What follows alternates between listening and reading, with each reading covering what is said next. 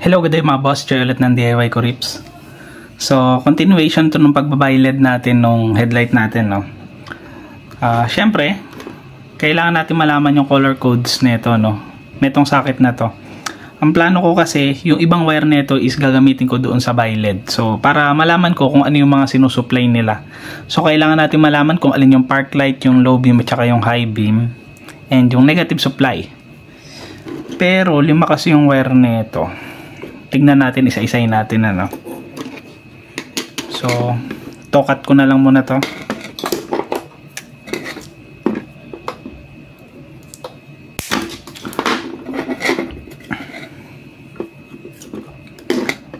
Di bali, ang plano ko pala dito, no. Although, gagalawin ko tong socket na to. Gagawin ko siya na halimbawa gusto nyo mag back to stock o yung palitan talaga yung headlight nyo ng stock headlight, pwede pa rin. So yung function niya hindi magbabago. Yan. So ganun yung plano kong gawin dun sa wiring na naiisip ko. Pero kailangan muna natin malaman kung alin yung mga sinusupply na itong mga to.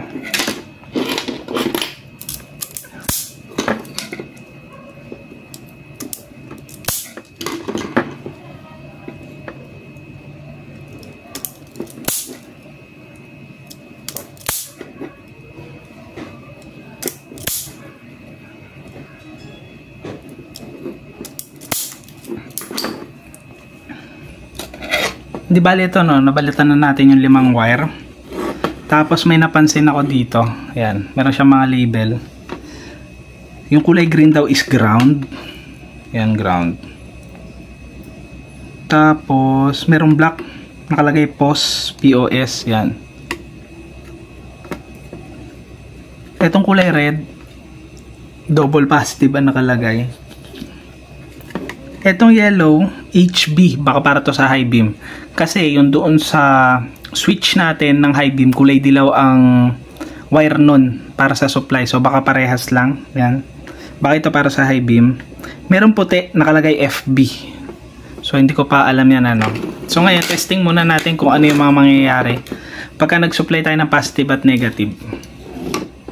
So, etong kulay green, lagay natin dito sa negative kasi nakalagay ground eh. Tapos etong pula, yung nakalagay na double positive, ayun o, double positive. Lagyan natin ng positive supply. Yan. So umilaw yung low beam. So etong pula na to is positive supply ng low beam. Etong green is negative supply ng low beam. So kailangan natin hanapin ngayon is yung park light. Kasi unang ikot mo ng susian, park light mo na yon. Tapos pagka in-start mo na, doon pa lang siya magkakaroon ng low beam. Yan.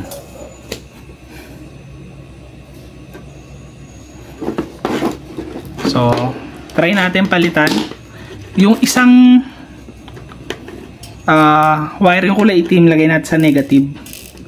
Kasi sa Yamaha, itim, madalas siya negative yan. Yan. Testingin natin tong. Ayan. So ito kung mapapansin nyo, ito yung park light natin. Park light. Low beam yun nandito sa taas. High beam tong nandito sa baba. Yan. So anong nangyari? Pero parang ito rin yung supply kanina nung sa low beam eh. Ito, yung ilaw dito. So anong nangyari? Etong kulay pula, positive siya ng low beam, positive din siya netong park light. Ang nangyari lang, magkaiba sila ng negative. Eto, yung kulay itim, negative siya ng park light. Dagdag natin tong kulay green. Yan o. Umilaw na yung low beam. Yan. So, anong nangyari? Isang positive, dalawang negative. Yan. So, meron akong napanood dati, no? Na ang explanation dyan, etong kulay itim, nasa body ground talaga to. Etong isang negative supply natin, ECU controlled ito. So, pagka in-start mo na yung motor mo, doon pa lang ito magsusupply ng negative. ECU controlled. Yan. So, lagay natin tong ECU controlled. Yan. So, meron na tayong park light, meron na tayong low beam. Etong kulay dilaw, so yung high beam kasi natin is positive trigger yun. Doon sa switch ha, positive trigger. So, ito, try natin itong ilagay sa positive. Itong kulay dilaw, yan. Yan. So, kung mapapansin nyo, umilaw na rin yung high beam. So, baka malito kayo, no? Isipin nyo yung nasa ilalim, bakit high beam, yung nasa taas, low beam. Ganon talaga siya. Kasi itong nasa taas, ang tutok niyan, pababa. Ito namang nasa baba, ang tutok na ito pataas, kaya high beam yan. So, nakuha na natin yung park light, high beam, low beam, tsaka yung dalawang supply. Yan. Itong kulay puti,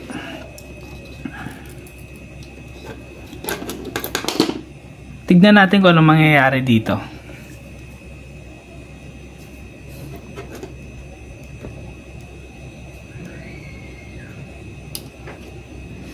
Kuha tayong test light.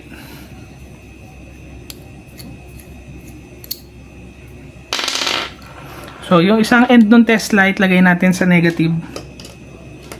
Ito, lagay natin dito sa kulay puti. Tignan natin kung iilaw yung test light. Hindi siya umilaw. Ito, lagay naman natin to sa positive. Ito naman, lagay natin ulit dito sa kulay puti. Yan, umilaw na siya. So, ito, nagbibigay din to ng negative. To. So, baka ito is yung para doon to sa panel natin. So, pagka nag-high beam kayo, di ba merong high beam indicator doon sa panel? Baka para to doon. Try natin tanggalin ngayon yung high beam. Yan, tinanggal ko yung kulay dilaw. Ito, lalagay ko ulit to sa kulay white, itong test light natin. Tapos, other end sa positive. Yan, kita nyo, hindi umiilaw. Yan o, walang ilaw. Ngayon, paganahin natin yung high beam, umilaw din siya. So, ito, para to sa high beam indicator, papunta to ng panel. So, negative supply yung para sa panel, yung high beam indicator. Yan. So, dahil alam na natin itong mga to, kailangan natin isipin kung paano papaganahin itong sa high beam indicator para every time na mag-high beam tayo, gagana pa rin siya.